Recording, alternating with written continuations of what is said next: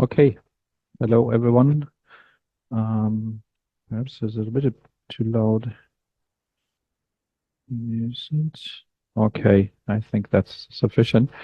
So welcome to our next lecture. Hope you're doing well. We ended up with this question: how to model a system, a lumped parameter system, basically, in um, a generalized way. So having the fundamentals, the principles in the same way, and how to model in different domains, different sectors, different areas. So mechanical engineering, electrical engineering, hydraulics, fluid dynamics, pneumatics. How can we group this together? This is a typical question I control engineer is confronted with, and therefore it's interesting to understand um, how this works together. This is one thing, but there's also a second part which I find personally interesting. It's the question we always claim that control engineering is some sort, or cybernetics in old days is something which is general and is generalizable, and you have similar concepts for the same thing, and you can reapply the same control strategy for robots, automotive cars, and so. And you might have to ask during your bachelor, well, why is this the case? Even if we have so different entities outside in the world, why is this the case? And the answer comes over the next lecture sessions. So basically, to understand why systems behave the same, why do they have the same structure, what are the basic ingredients, and why do we have similar principles for the dynamics of the system. I do not say for the construction, because there very often we have very specific domain, specific knowledge necessary. But here for our dynamical investigation, which usually is the topic a control engineer is confronted with, we have to learn how to do this. And last time we learned something that we can separate a system into subsystems and subsystems and sub-subsystems and so on until we end up with the smallest portion. And today we have to learn what is the smallest entity which defines such a system. First takeaway, and the second takeaway is somehow, well, energy transportation is the main way of describing the interconnection of the system. Something similar, something different, wanted to say, something different compared to the information-based connection. You learned in basically in the first lectures in your bachelor, where you say, okay, there is information transported from one subsystem to the next. These are completely different views. Today, or here, we have this physical view of transporting energy from A to B. And this is interesting. To name some examples at the very beginning, I think it's very important to understand why one very attractive example today is the combination of different heat carriers and energy carriers in our daily life. If we talk about this carbon emission reduction, then we typically, in the last 10 years, everybody looked just at the electricity part. Beforehand, everybody looked at the mobility problems, and now one realized, yes, we need heat for heating up the buildings, and obviously, it's a little bit surprising that we need heat for heating up the buildings. I think this is somehow surprising that nobody realized this before, but now it's present. Okay, and obviously, if we install something like heat pumps or so, then we have an interconnection between the electrical system and the heat system, and I can store energy in the households, so in the buildings. By storing energy there, or I can store energy in a district heating grid. The very same applies to gas. So we have this discussion on hydrogen production. So one way after storing, long-term storing energy in in the network is hydrogen. This is one way of doing it. From my perspective, at the moment, the only way which is feasible. This is an interesting discussion. It's not that present that long time. For me, it's surprising, but and there basically, if they are interconnected, there might be some interconnection problems, and interconnection means that you have to describe it and finally to control it, and then you end with similar questions. So we want to group this together, have it in the same framework, and this is one way of doing it. The reason why yesterday was no lecture was due to the topic that I was in Copenhagen, and there was a European Commission initiated initiative which tries to push energy transition from the academic perspective, and there every country of the European Union is represented. We at KIT also from my side. And yeah, it's an interesting discussion because well, I'm part of this group since 7 years, I think, and during the 7 years, we at the very beginning I said something about, hey, we need sector coupling and all these things to put the different energy carriers together, and they said you're stupid. It's an electrical thing. These are electrical engineering guys, so basically. And now today, well, we have this discussion. I'm happy about that because I'm happy that we do this coupling, and then the question appears how to model this and how to control this and all that. Okay, so one way is this picture as putting subsystems connection and govern this by just energy routing connecting bonds, which we introduced last time, and then we realized that that there is a fundamental equation which describes each subsystem basically with the law of conservation of energy. So every energy which is changed, or if energy is changed, it must be due to the fact that there is power going into the system or out of the system. That's the basic idea. And then we can just group the systems in the subsystem in different ways. So the number of ports, how much energy, or with what subsystem other subsystems are connected. And we talk about one ports, multi-ports. There might be sources and storages, and that's the basic key takeaway. And as you know, we have also transformers in electrical engineering. It's the same word, so there it fits very well. But there might be other transformers as well, and dissipative elements which play a different role. But they are also two ports, as I mentioned last time, because they transform electrical energy into heat. For the electrical engineers, it's just the energy, the electrical side. But if you look at the entire system, heat plays a substantial role, obviously. Well, I just want to look at how these interactions look like, and we want to understand what kind of so-called system variables appear, and how and in what sense energy is transmitted. I want to give you an example, and if you look at an electrical energy source, which you know might quite well, you have a current, a voltage, and here perhaps something like a resistor.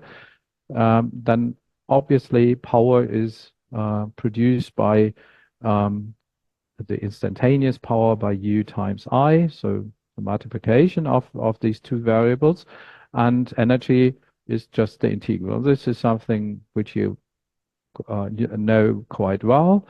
But now let's have a look at a similar situation. Again, my example from electrical energy conversation. If you look at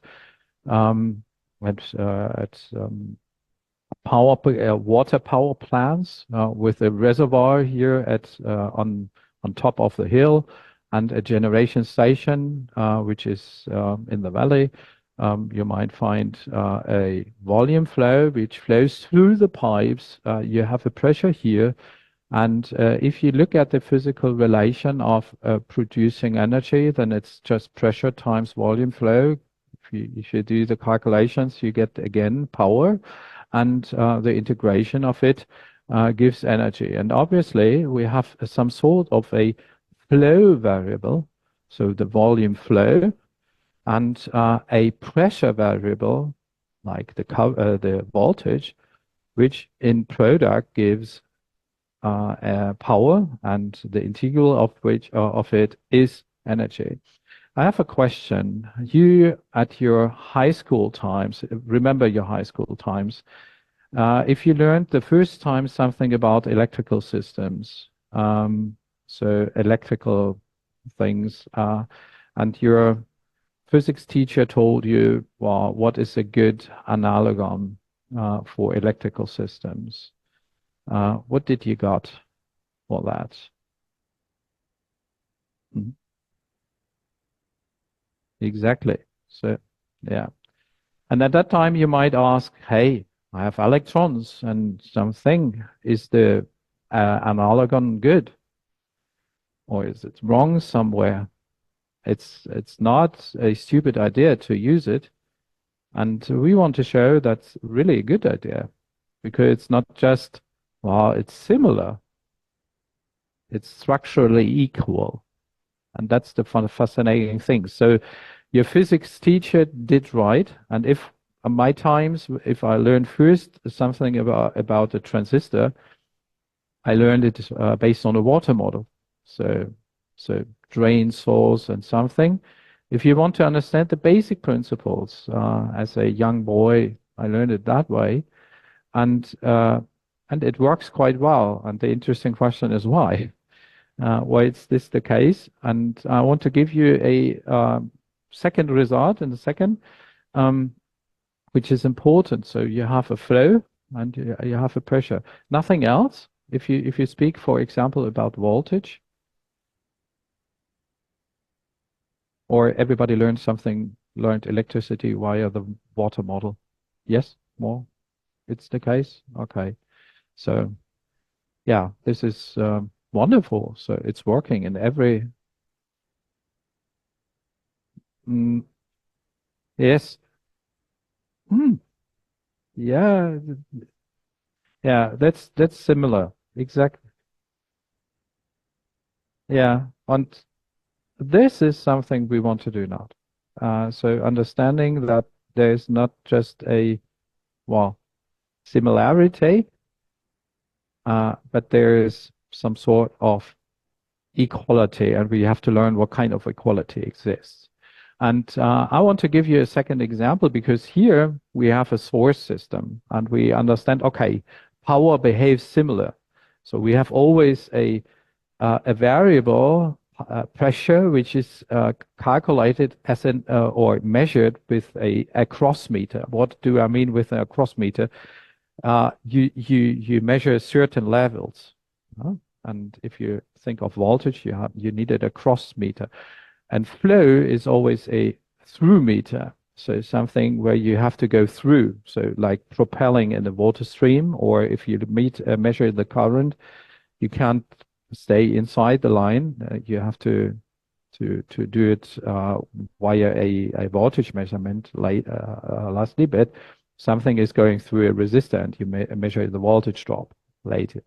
In this case, so this is interesting. But the interesting question is do we have the very same, for example, for storage elements? Do we have the very same situation there?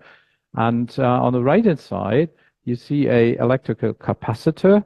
And my question is whether you still know the energy stored in an electrical capacitor. And then if you know the voltage and the capacitance, well, so basic electrical engineering from the bachelor degree. So I'm interested in E of T is equal to the energy stored in in the capacitor. Can you tell me this?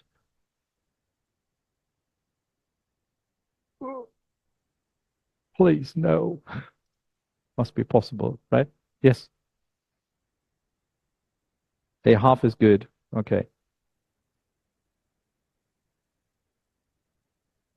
Quadratic voltage. So we assume that the capacitance is not changing over time. So we have the stored energy depends on the voltage squared times C times a half, and then we get the energy stored in there. So on the left-hand side, I put a tank, and somebody might have said, yes, it's something like a capacitor.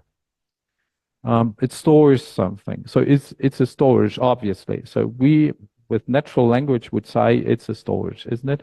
And now we have the following situation. So we have a cylindrical tank, a pressure at the bottom of the tank. We have an inflow, which flows here from the left-hand side into the tank, and a square area, AR, which somehow describes the shape, and the height of the water. So the level of the water, the maximum level of the water is at position H.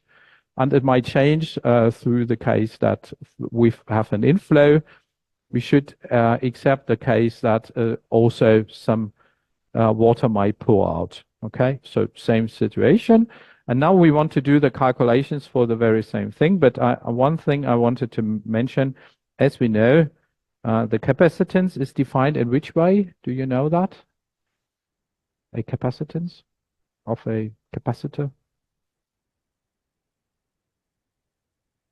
A very basic definition. So it depends obviously on the charge and idea? The voltage. Thank you very much.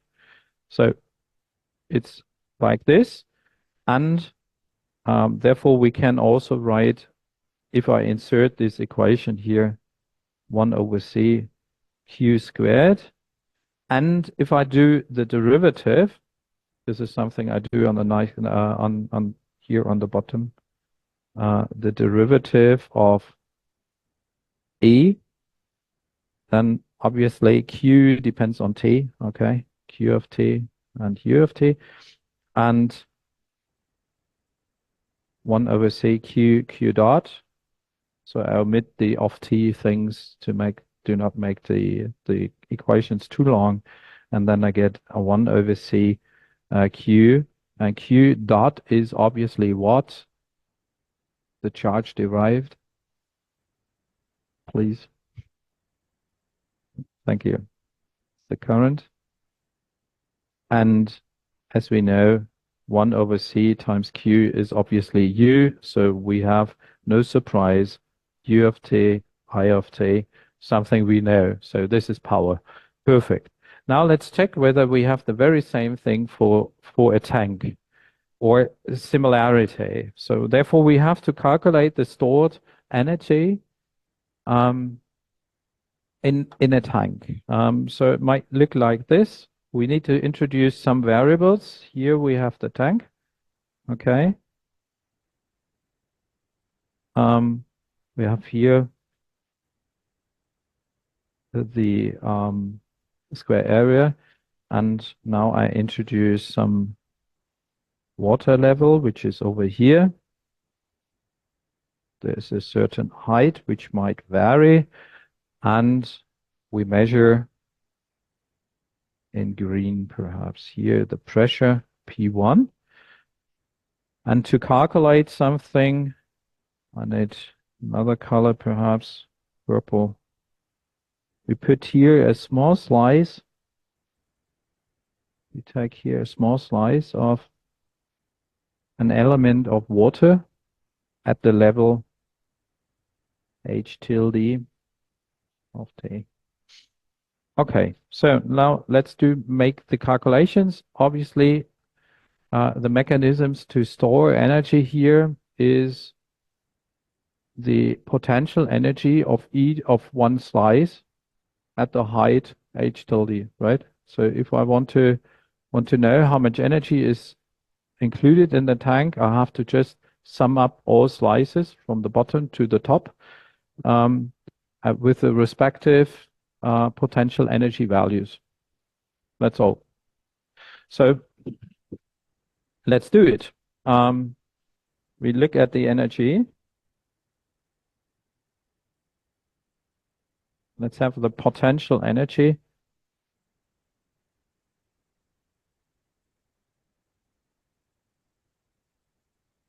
Oops. And therefore we look at the mass element of the slice, the mass of this, and at the oops, sorry, of the slice, and calculate the energy of the slice. Obviously, it's the potential energy of the slice is G times H tilde times the mass of the slice. We denote the mass of the slice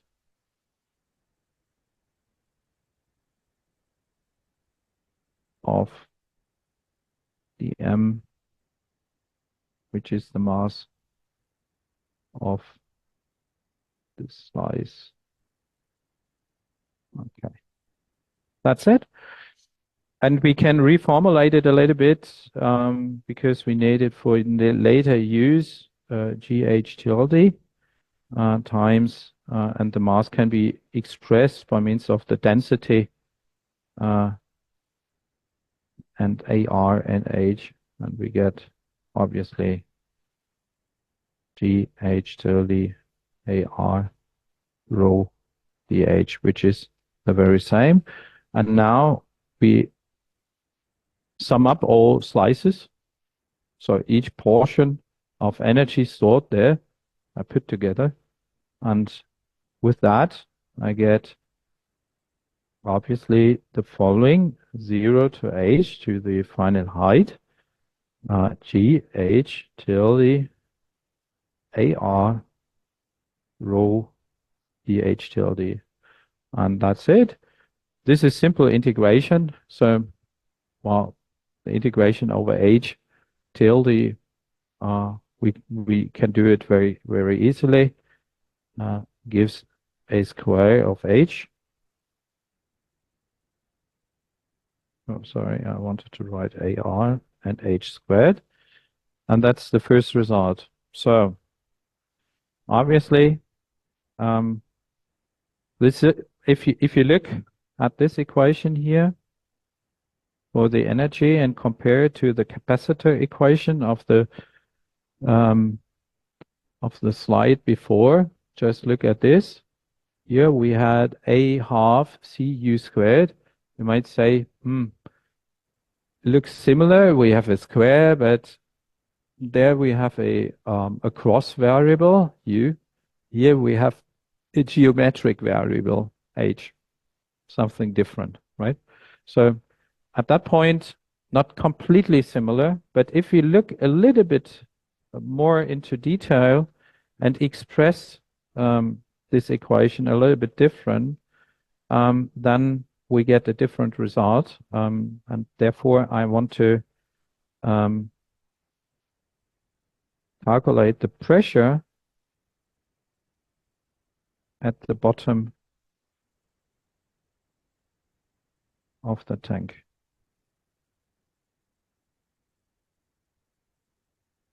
And the interesting question is what happens there. So our intention is to get P1. Well, a little bit physical knowledge. How do I get the pressure at if I press on a certain surface? How it's defined? Do you remember that? So force through over area. Exactly. So we get force over area. So the force over area, and the force itself is how much force do we have at the ground of the tank? If there's a portion of water above it. M times G, exactly. So I get mg and over AR, and we can simplify this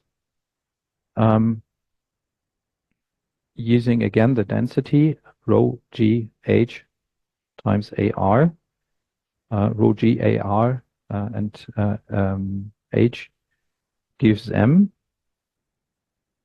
over AR, and we have the solution as rho G and H, which is, well, not so surprising because, well, obviously the pressure at the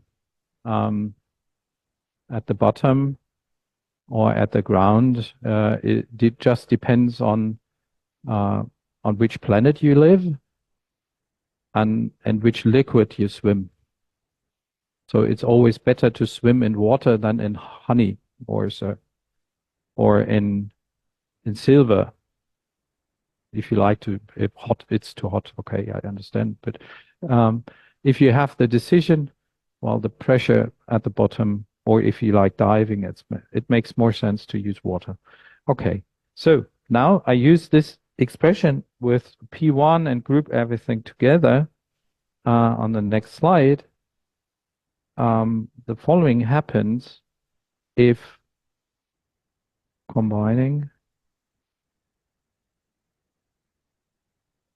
the two equations,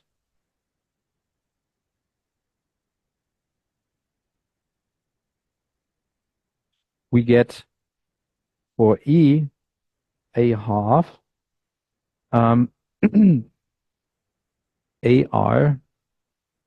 rho G. So I replaced H by means of P1. That's all. P1 squared. Okay. Now let's have a look to the electrical part. So compare to an electrical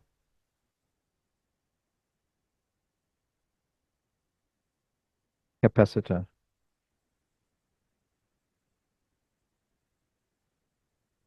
So there we have A, E is equal to a half C U squared, right?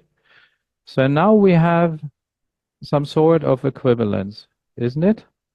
And I want to make this a little bit more vital by just associating these two variables and these two. A half is obvious. And well, obviously we see P1 corresponds to U, similar to what you've learned at school. So pressure is similar to what we know from voltage. Now, above we see AR divided by rho G is corresponding to C.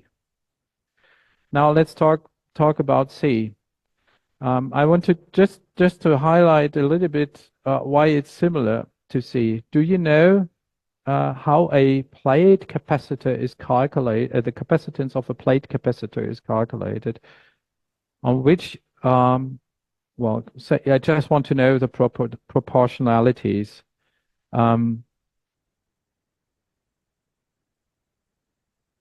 So it's surface area and distance. So we have something like geometrical constants which are entering, something else.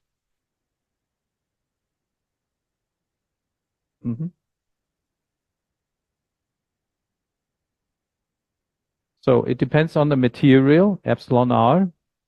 Well, and last but not least, epsilon 0 is a physical constant, a natural constant, right? So if you live on this planet, you have epsilon 0. Now let's have a look at the example above. You have geometric constant, AR.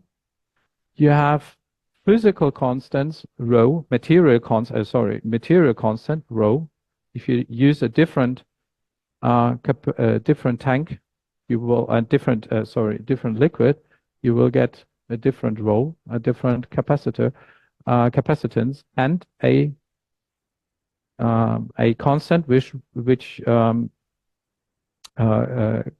combines all the natural effects, so G in this case. So it's quite similar. So we have everything with regard to geometry, with regard to nature constants, and with regard to material, quite typical. In the exact exercise lecture, you learn something, how to calculate a more complicated tank. So not just a cylindrical one, and then you will see, well, okay, it's obviously different, but it's not so different to what you know from your capacitors you learned at your very early lectures on electrodynamics.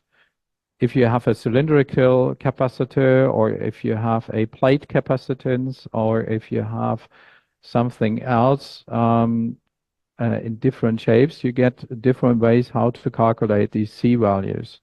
Always a little bit tedious, kind difficult, but obviously they can't be equal because we have different objects, but these things which makes the object different are completely included in this constant C, or AR over rho G. So it makes sense to say, okay, this is corresponding to a C value. Okay. Now let's have a look at what happens if we do the derivative with this mechanical object, with this fluid object. What happens then? Well, I calculate now the derivative. So this is also interesting to see this formal equivalence. So dE dt is calculated, and now we have to ask what is changing over time, while the only thing which is changing is pressure or the height of the tank. So I again start with the height of the tank, because in this case it's easier to do this way.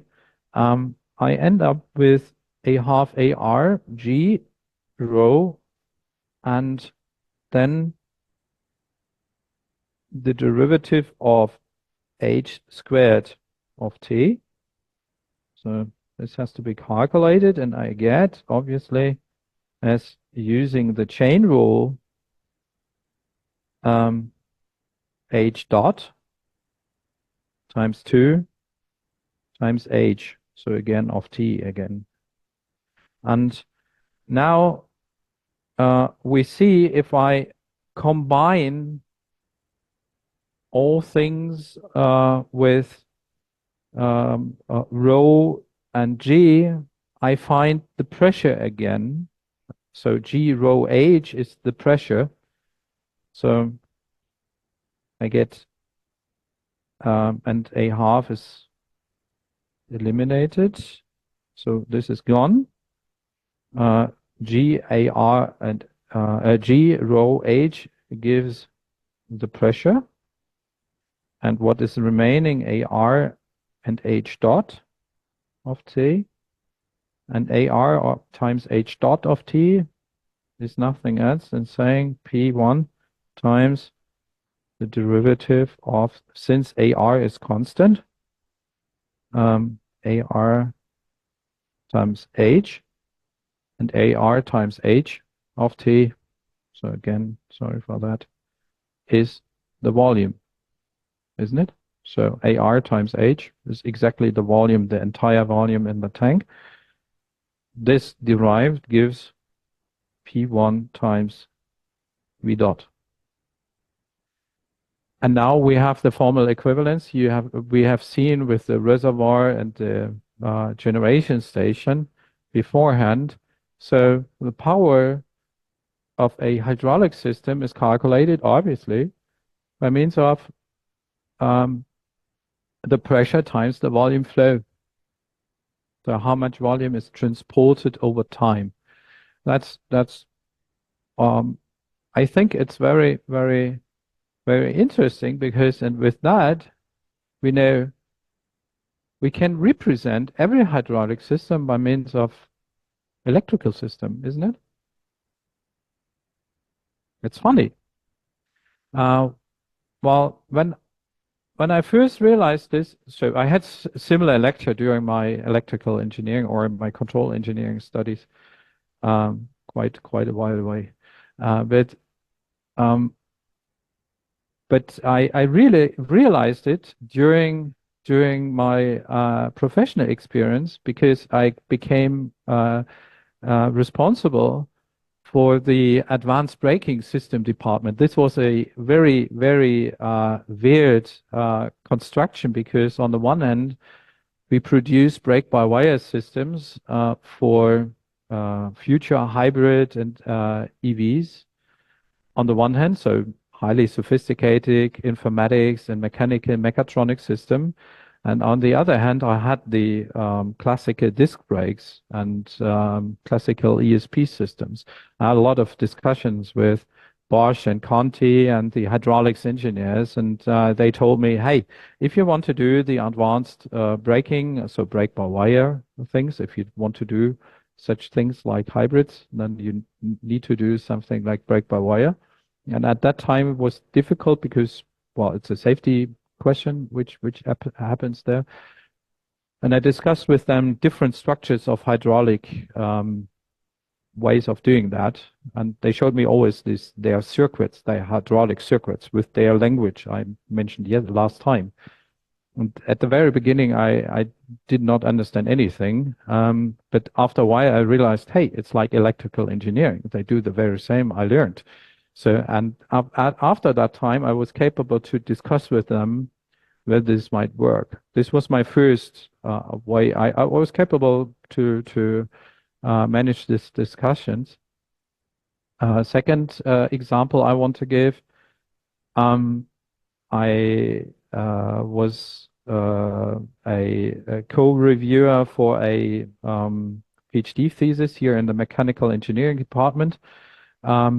Where somebody is doing heavy duty machines, and there they want to store energy which is well used in a hydraulic system, and they had different pressure levels there in the system due to construction reasons. I never understood why, but it was the case. And then I asked, well, you might have something like a step-up converter, like the electrical engineers. So for pushing pressure, so voltage on different levels. So something you learn perhaps at the Institute of Mark Hiller and Martin Doppelbauer. And after a while, he asked me what is a step-up converter, and I explained, the technical thing is to pump the pressure up, and he says yes. And I said, well, draw me just the schematics of it. How do you do that? And the funny thing was, it was a step-up converter of electrical engineering. The only thing, the only difference is that they use valves and we use transistors or GTOs or something. So it's very, very, very, very the very same. And I asked, have you ever stepped down? Yes, we have. And so very similar to what, even in structure, but they use different things for representing it. Obviously, the physics behind is different, of course. If you transport liquid, it's a different thing. But if you want to understand the principle, for example, for control engineering, you're interested in the principle because you want to change the dynamics behavior, then you do very same. So what kind of control structure works there? Well, they use PWM things, but they name it not PWM also. They have similar results. So interesting. Last example from my experience of the last days, talking to other sustainability engineers, if you want to put it like this. Well, we had together a project with a huge city in the northern part of Germany. They have a very large district heating grid, and at the German Baltic coast, you have a lot of wind energy, and they have the same question as everybody has: what to do in times where we do not need the energy. So basically, there's a surplus of wind than used. So users are not consuming electrical energy, then you have to curtail the energy, meaning so you shut it up and shut it down, and that's it. So that's not a good idea because or you get negative prices. You export your energy anywhere. So this is one way. But the other way is to store it. And as I mentioned, well, there are two ways of storing. There are two questions: the long-term seasonal storage, how to bring the wind energy from the winter into the summer and the summer PV into the winter. This is one question. But there's a second question: if you have these nice fluctuations over the day, over the 2 days, for example, they have the same question: how to attenuate these fluctuations, because it's obviously clear that you with your oven are not fluctuating in the same way. Huh? So to put it in in this picture, so they had the question: can we use the district heating grid in some sense to store wind energy? And the answer is yes. Why? Because if you now let's make the analogon. If we have capacitors, there might be also inductors, right? What is the difference to a capacitor? And a capacitor, you store charge. You put the electrons on the plates. It's similar here. You put the water into the tank. And if you look in inductance, there you store energy in a different way, because it's the rate of change of the current which somehow governs the stored energy, right?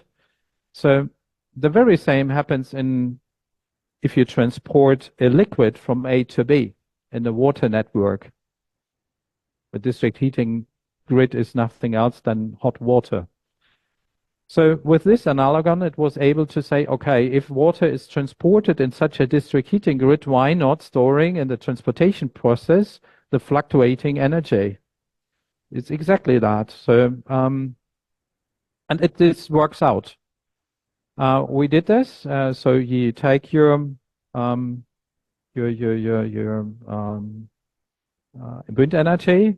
You use a heat pump, produce heat up water, put it in the network, and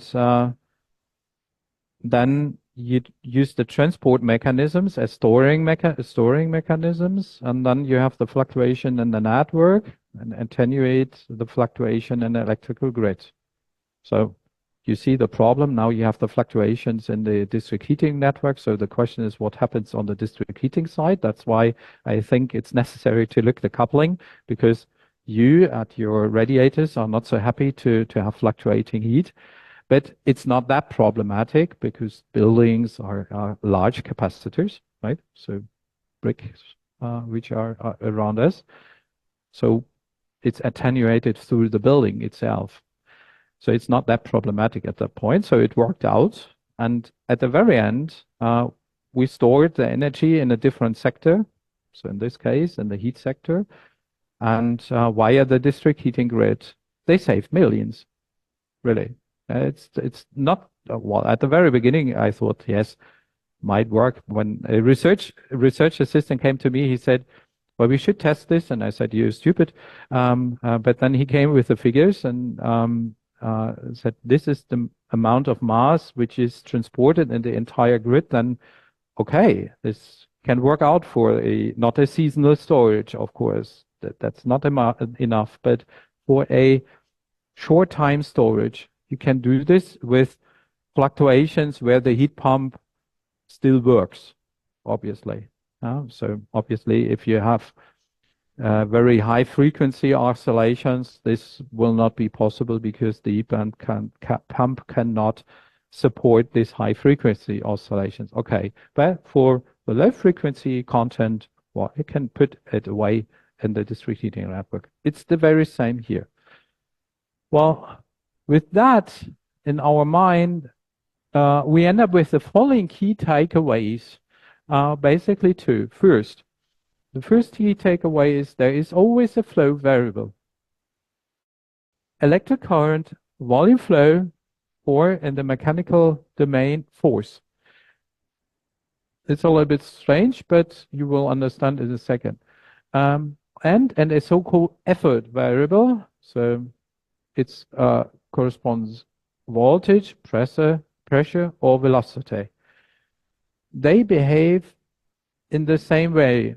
What do I mean in the same way? In the same way, if you calculate the product of these two variables, so the pair of electric current and voltage always gives power.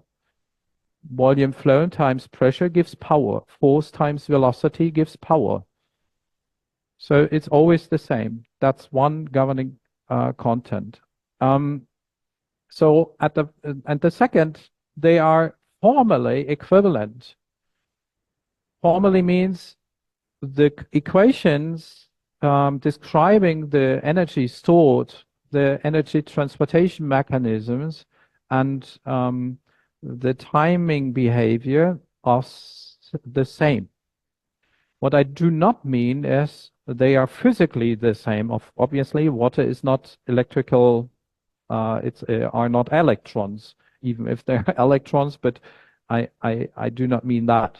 And obviously, a capacitor, so a tank, my cup holder is also a tank, yes, is obviously not a electrical capacitor. So the material constant can't be the same. This is clear.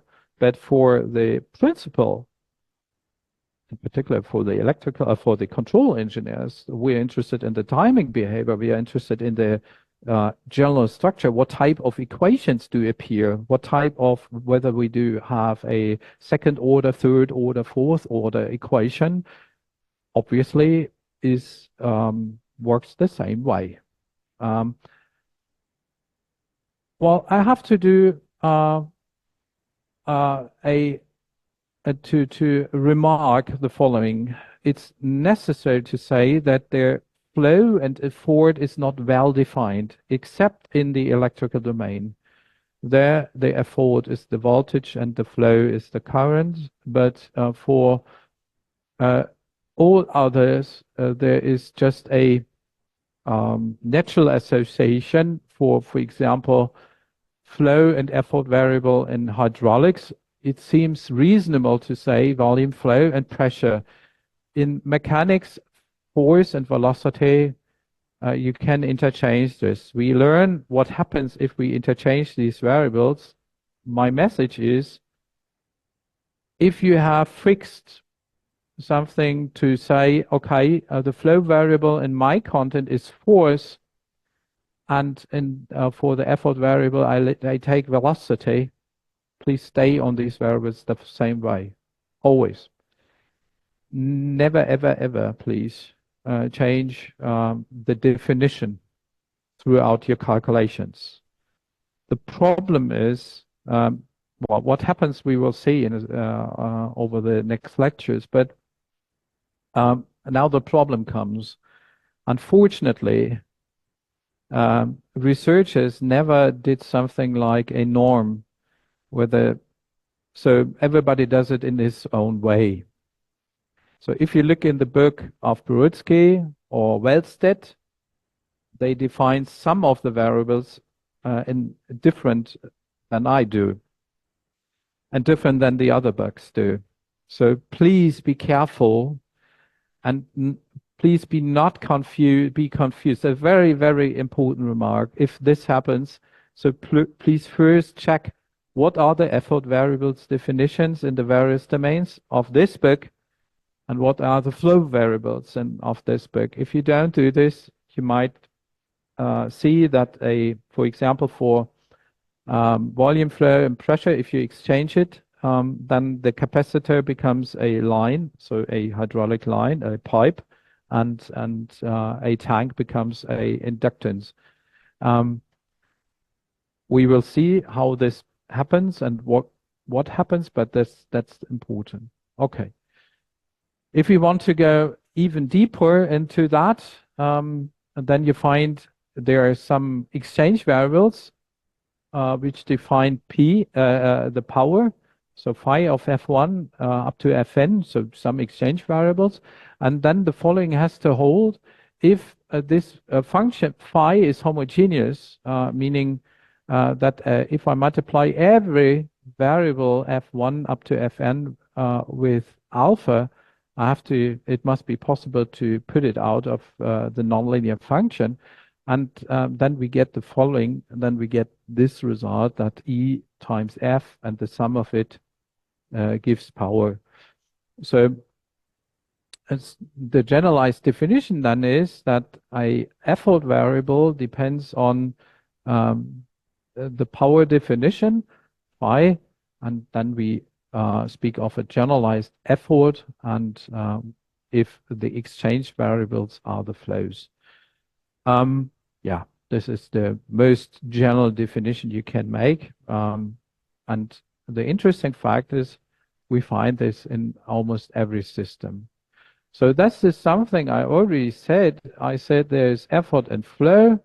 And what is the difference? We have a cross meters, so to measure the effort variables always. So pressure, you measure pressure, a certain pressure against ambient pressure, right? So, and if you measure velocity, you measure velocity against a inertial system. So it's necessary to do this way. And the through meter, which is a physically intensive variable, so that happens. And then we have this general definition. So every subsystem is first defined by its power exchange, and then by two variables which by their product give power. E times F is always power. That's the definition. So that's how we take it also in this lecture. Now I have to introduce two additional variables. First, what happens if I calculate the integral of the flow?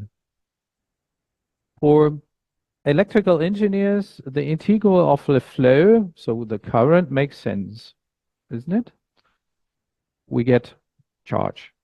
So current integrated gives charge.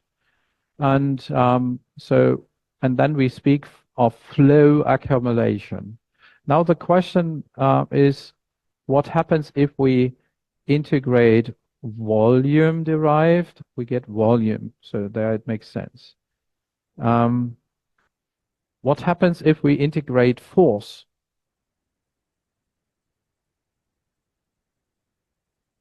Well, remember Newton, perhaps. Longitudinal behavior. Force is also equal to the impulse derived, isn't it? Force is equal to P, the impulse derived. So obviously the accumulated flow of a mechanical system gives the impulse. Effort accumulation is also interesting. I start with the mechanical system because there it makes sense. Effort in our definition is velocity. Velocity integrated gives what? Yes. Distance, location, exactly. So position, if you like. Now let's do it in the electrical domain. Voltage integrated. It's again, electrical engineering question for electrical engineers. Now we have to remember perhaps the law of induction.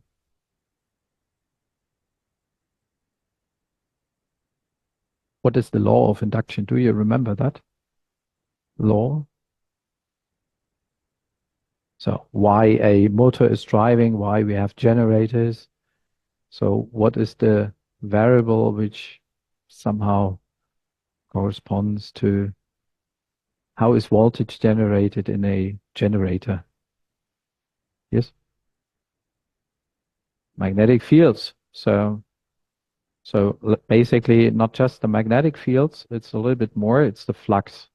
So the flux derived by time gives voltage in the opposite, as you know, in opposite direction. We get rid of this negative sign by changing the counting of the voltage. We invert the sign by inverting the direction how we measure it. So obviously the time integral of voltage gives obviously flux or flux linkage, if you like. So this makes sense. But so far we have just this formal equivalence, isn't it? And so we know we can look at the various elements. Now we introduce the various variables, we introduce the accumulated variables, and now we want to introduce the sources, the storages, and dissipators, and understand how they work. And the interesting fact, if you look at energy sources and storages, in particular if storages, the interesting fact is that in every domain you find two storages. Always some sort which stores similar to a capacitor, and one store which stores similar to an inductance in every domain. You find it in hydraulics, you find it in mechanics, you find it in rotational mechanics, you find it in pneumatics, also in the heat domain, etc. So always these two. If there's somebody telling you there's only one type of storage element, I would say there's something wrong with physics, because usually you have two.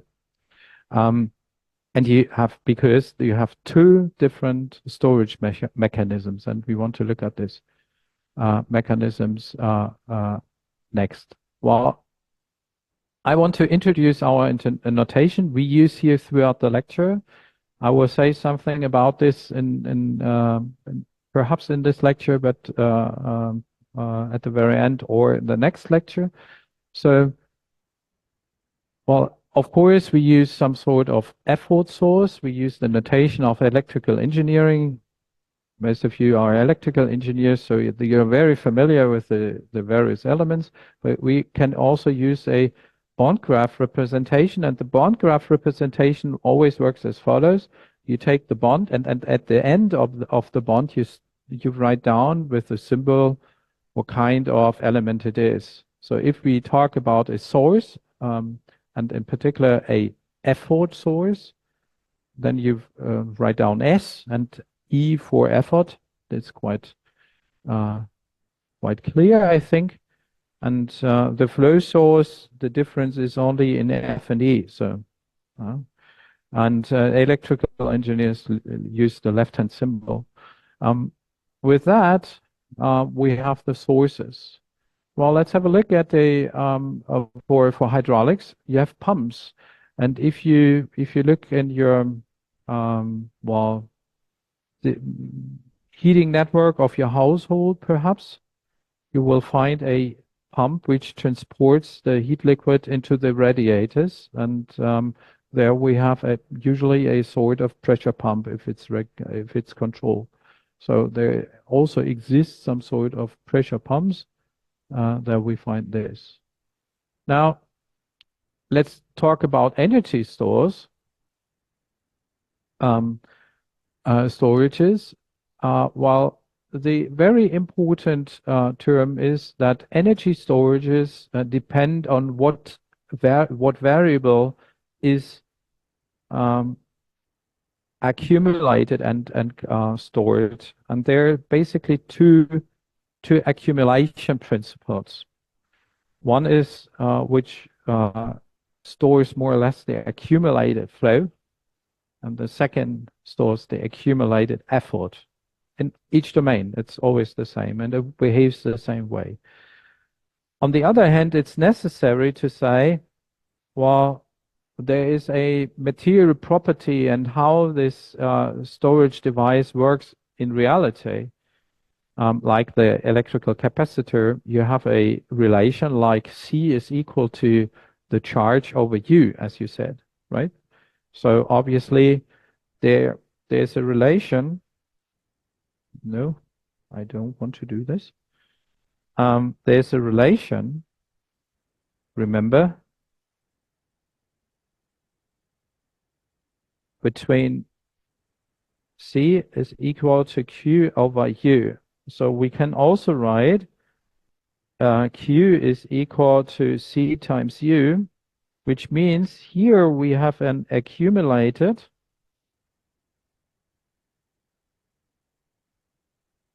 variable depending on an effort variable.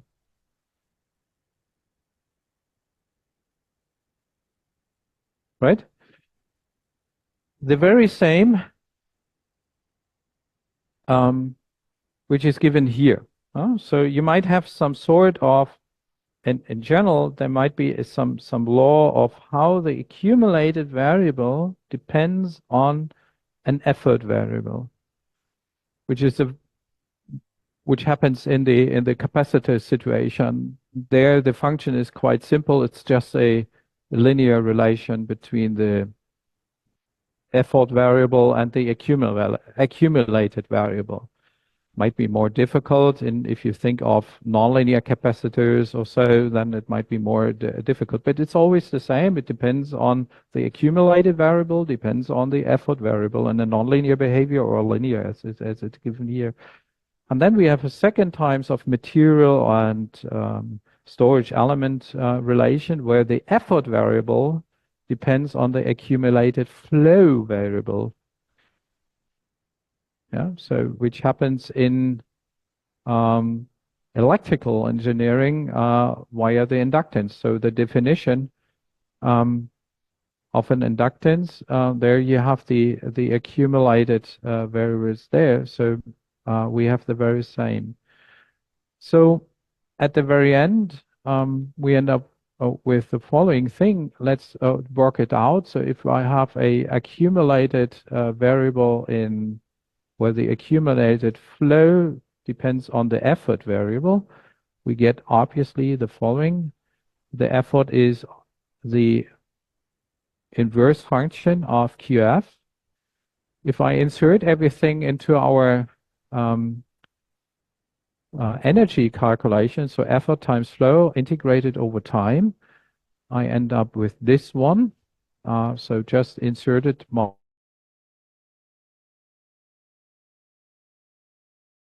relation for the f function, and I get this one here.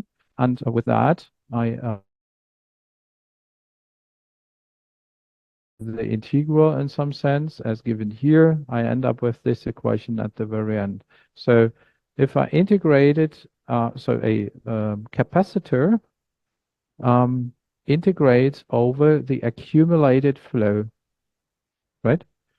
So a capacitor is something which accumulates its flow and the accumulated flow. It's a little bit difficult.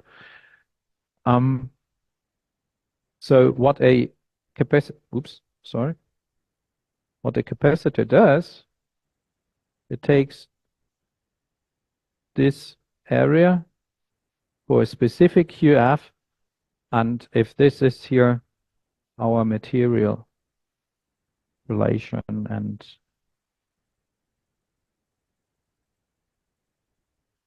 right, so it's some sort of integration, and I find it very important to understand that a capacitor always works like this.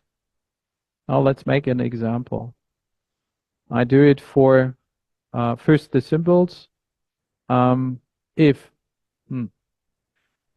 for a capacitor in electrical diagrams, schematics, we use this symbol. In bond graph notation, here's a slight mistake. This shouldn't be there. In bond graph notation, you write CW double dot a C, and then the C, the second C replaces the value.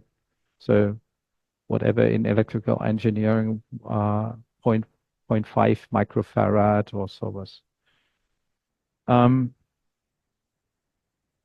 Now let's make an example for the electricus thing, accumulated flow stores. We find here U of Q, which in our case is Q over C times dq integrated gives a half times Q squared over C, and then we find the very well-known law of a half C Q squared. Now let's do the very same for mechanical engineering. We know, okay, the corresponding for a mass which is transported, just a free movement of a body in space. What we find here, So V of P tilde, P means here the impulse.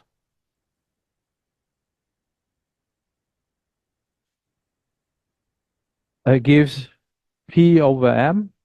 So as you know, P over M is exactly the respective value for this value. Integrated gives a half P squared over M gives a half M V squared. What we know is kinetic energy. One can also say, similar to what I said, two storage elements. We always have some sort of kinetic storage elements and potential energy storages. And here, capacitor in electrical engineering,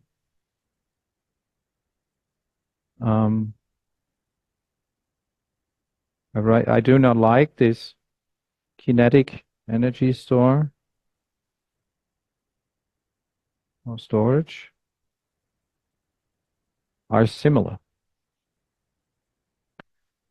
What does it mean? Well, simple equivalence and formal equivalence means that I can transport mechanical engineering into electrical engineering. For the mechatronics engineers, it's very wonderful because they can do it vice versa in both directions, and they can reuse knowledge from mechanical engineering, electrical engineering, and opposite direction as well. It's in particular helpful if you want to understand dynamics, not the construction of a mechanism or so. It's more important for understanding the dynamics if you understand it that way. So in particular, there are some constitutive relations. We can also introduce, this is first a so-called introduction of a second energy type, which we call co-energy. We will want to introduce it in a second. In general, a nonlinear case, we have a relation between two. I have to introduce the co-energy. Sorry, I forgot it. Well, defining the red shaded area is one way of defining the storage, right? But I can also say that's equivalent to that. Why not taking this area here? So in red, we find T, and in blue, it's, oops, same color. We get T star, and this is called co-energy. Obviously, the co-energy and the energy are expressing the same thing. It's just a mathematical relation. We will see that sometimes it's easier to work with the blue shaded area instead of the red, and sometimes it's easier to work with the red shaded area instead of the blue. Depends a little bit on the problem. But sometimes they are same. Under which condition? Are the blue and the red area equal? Exactly, if we have linear behavior. So now here comes the problem. If you speak with your mechanical engineering friends, for kinetic energy, it's always linear. It's a linear behavior. Therefore, they very often do not know something about the co-energy. They always speak about energy, but be careful. Electrical engineers have capacitors which are working non-linearly. There, the co-energy and energy are not the same. Sorry. So be careful, and you have a substantial difference in using the co-energy and energy. Mechanical engineers don't have this problem.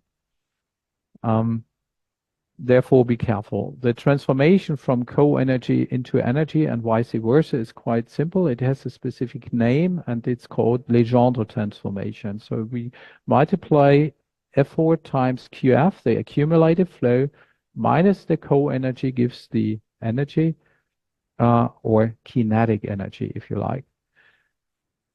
I do not like this kinetic energy notion. Why? Because I think kinetic energy, well, is more or less something in mechanical engineering, and in addition, usually they do not have this story of uh, having a co-energy thing.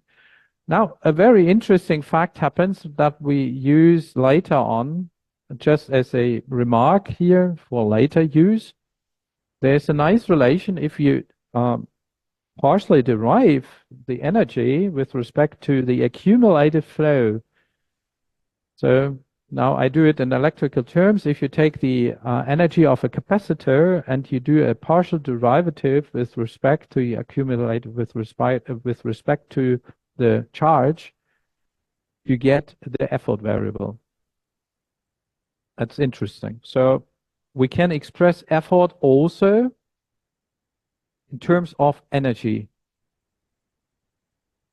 That's not so surprising, but it's that way. So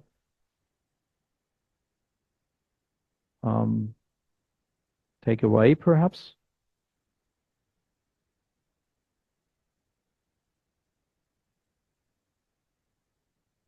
Effort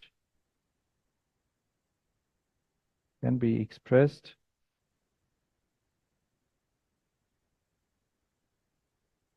in terms of energy. In our case, it's T. And the accumulated flow in terms of co-energy. If I derive the co-energy with respect to effort, I get the accumulated flow. It's also not surprising you find it up there. Okay. Now, let's have a look at a second example: mechanically accumulated flow store, a mass. There we know F is equal to m times x double dot, and I use a reference frame here for x. If I substitute, or I say, okay, and this is the flow corresponds to the force, the effort corresponds to the effort variable, velocity. So obviously the flow is equal to m times E dot.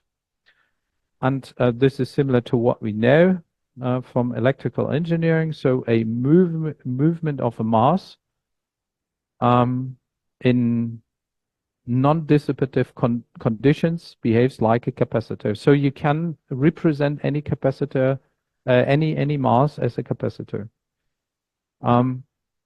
Helpful? Let's see. And we know the capacitance right now. Obviously, the mass value corresponds to C in mechanical engineering. Now let's come to our second type of storage element, which is called a accumulated effort store. We have the very same thing. The flow depends on the accumulated effort. And I give you an example in electrical engineering. Again, do you know the relation, how a inductance is defined? A self-inductance.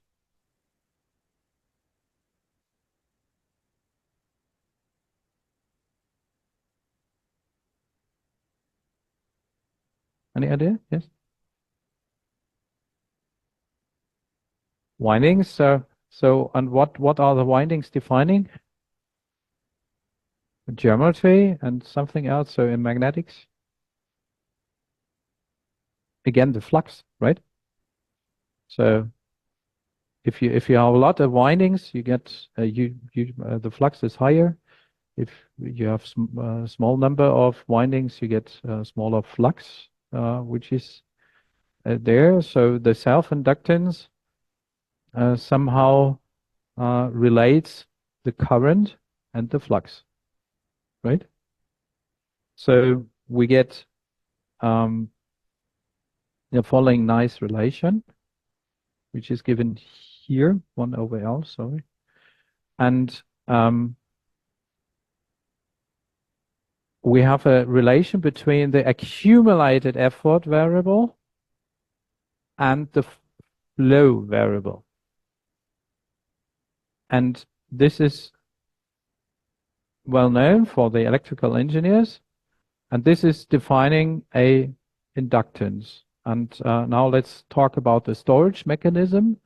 So again, we want to calculate the energy. Energy is effort times flow integrated over time. Now we introduce the material or the working principle of the storage element. So in our case is phi L to the power of -1 of the accumulated effort. So again, it's an integral. It's the same reasoning as before. So we get here the so-called potential energy, if you like.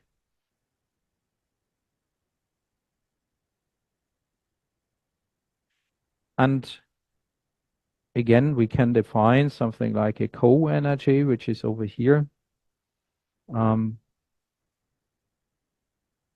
which gives U star. So potential energy star. Again, for mechanical engineers, they're the same because the material relation, so typical potential energy source like a spring behave very often linearly. For a nonlinear spring is not okay. But for linear springs, we have U star is equal to U. And we get the same results. Otherwise, we have to be very careful to distinguish between the co and the energy and the energy itself. So symbols respectively in bond graph notation and electrical equivalent circuit notation. Again, we find a Legendre transformation, and again we can calculate the flow out of accumulated variables. Now the accumulated effort variables via a partial differentiation of the U value. So same thing, but different storage principle, right? So principle, now I store something about the accumulated effort. Different. And due to the fact that I have two corresponding, now the answer, why do I have two storage elements? Usually I have two corresponding variables in every domain, because power is always a multiplication of effort and flow. Usually I can accumulate both in physical elements, and therefore I find in every domain both types of storage elements. Whether what kind of geometrical construction, what kind of construction it is, depends on the domain and the physical properties, but we always find two. Let's make an example. Our district heating grid example. District heating grid means you transport water through a pipe. Now, if you calculate the momentum of the flow in a pipe, which is, then it's proportionate to the flow rate. This is physics, not so important for you to understand. Believe me, at that point, that's but you find it also in classical textbooks. You find so the momentum, just to distinguish from the mechanical one, is rho L over A. If we have a pipe of length L, the square area A, and a liquid of density rho is transported, and we have the inflow is equal to the outflow. We do not have losses, except in the garden watering systems. There you have sometimes losses because there is a hole somewhere, perhaps. But here we assume there are no holes. So liquid in is equal to liquid out, but we have different pressures. And just due to the fact that we transport the things, and if I do the derivation, momentum derived gives pressure, volume derived gives volume flow derived. And if I compare this to a electrical inductor, I get exactly what you know from electrical engineering. So the voltage induced is the self-inductance times the current derived, similar to what we know. And This is the mechanism we used for storing wind energy in the district heating grid by simply understanding, okay, well, it's the same basic principle. And now here it comes the reasoning. Well, if you understand the timing constraints, if you know rho and L and A, you know what kinds of pipes you need to store that energy or that energy. So L is somehow defining what kind of energy can be stored, how much it is. And I asked, and that was my question, how huge is L? If it's small, it's difficult. With the same interesting idea, you can run well, as you know, perhaps it's a nice story to exemplify this. Today, we have these fluctuations in electrical energy domain, as you know, and one crazy idea is to say, okay, what happens to damp this down are the synchronous machines, as you know. Huh? Today, we produce electricity by means of gas-fired coal power plants, gas and coal-fired power plants. Means and how does it work? So you burn coal or gas, then you make steam.